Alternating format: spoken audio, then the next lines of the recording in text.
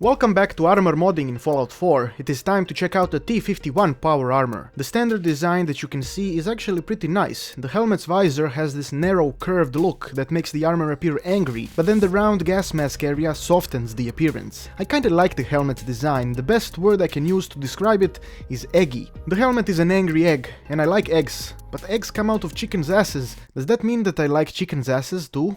I suppose so. The shoulder pads and torso remind of those rugby suits, and the metallic shine on the legs makes the armor seem like it is very high quality, without any modifications. I don't like the kneecaps though. They're bothering me for some reason. Just look at them. You can't honestly say that this looks good. I guess the armor was designed when rugby was very popular, but the leading egg distributor of the country complained that they ignored them, so they created the helmet in their honor. As far as I noticed, there is no visual difference between the titanium, explosive, prism and lead materials. They all look the same as the standard armor, which isn't all that bad to be honest. This design is quite decent on its own. The winterized coating doesn't look all that awesome if you ask me. I really don't like the light greyish torso and shoulder pads. I think it would look much better if it was the same color as the helmet and the legs. The rust doesn't help, there's a bit too much of it. Also, I have gotten a comment saying how the Model A of all materials is different compared to other models.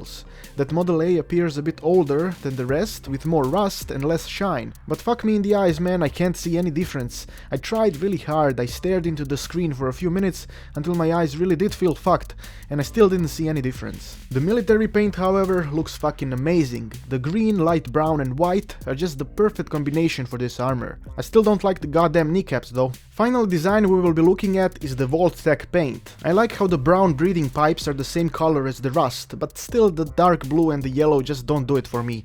I dislike this. I can't help but think of it as a toy when I see these colors. There is one more material that is exclusive to the helmet, the Photovoltaic Coating that increases action point refresh speed when in sunlight. It doesn't change the visual appearance of the helmet, which is a pity. I was hoping it would add a solar panel on the top of the helmet. Running around with a solar panel on your head?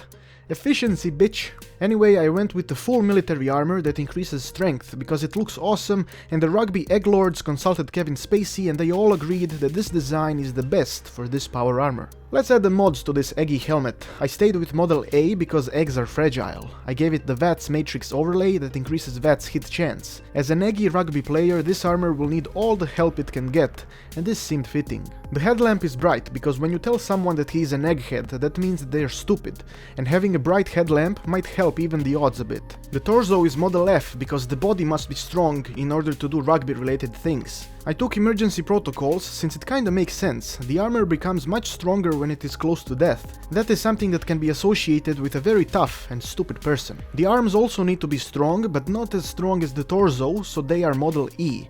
I took rusty knuckles because when a rugby player hits you in the face, you will most certainly bleed. As for the legs, I went with Model D because this particular rugby player is one of those who don't really run much. Keep in mind that I know jack shit about rugby, and this is all me talking out of my ass. I took the Kinetic Servos as the modification. They increase the action point refresh speed while moving, and I think this makes the most sense. Keep moving to keep yourself in condition. This armor has 322 carry capacity, 1180 damage resistance, 930 energy resistance, and 1050 radiation resistance. I'm not sure why, but I didn't add the exact amount of materials needed to build the armors before, so now I'll do it. To build this eggy rugby armor, you need 59 adhesive, 96 aluminum, 27 nuclear material, 33 circuitry, 4 fiber optics, 1 copper, 4 ceramic, and 6 steel.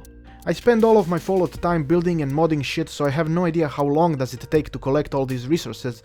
Please do comment below with your estimation. Also, there will be a special video dedicated to unique and special paint jobs that the game has, so please, stop busting my ass about that, I beg of you. Since we are using the VATS matrix, this time when testing I decided to use the help of the VATS system to see would it make a difference. The first wave was pretty quick, but it still took a lot of hits to take the raider down. The second wave was way too damaging. Apparently turning your back on a legendary raider takes out 40% of your armor health. As punishment, he gets a critical death.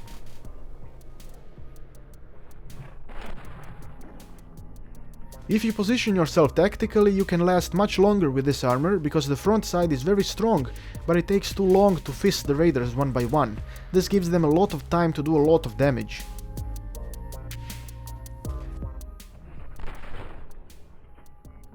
Despite the awesome design and pretty good mods, this armor couldn't last past the 4th wave. The T-51 power armor looks pretty cool if you like sports and eggs. Thanks for watching, and make sure to let me know what type of eggs do you like the most. I have been Petard, your glorious lord, and may the blessings of Petardia eternally touch your butt.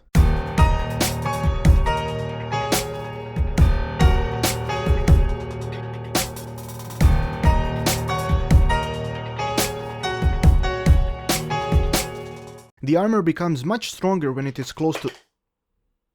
Jebem ti mater.